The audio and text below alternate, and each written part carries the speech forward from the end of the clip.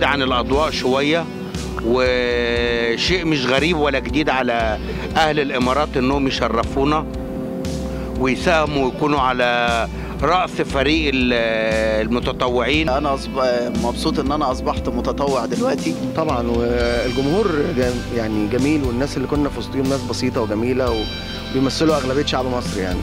حتى الناس فيهم اللي مش عارفانا أو ما بتتفرجش على التلفزيون أو ما عندهاش تلفزيون، فكرة إن هو حاسس إنك جاي له من على مسافر 100 كيلو عشان تبسطه وعشان تقدم له حاجة قبل شهر رمضان، وعشان تساهم معاه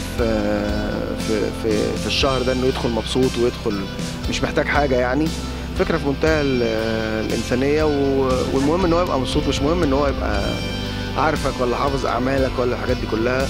هو مجرد احساسه انك جيت من القاهره وسافرت 100 كيلو علشان تقول له احنا معاك، ده احساس في منتهى الروعه ليك قبل ما يكون ليه يعني.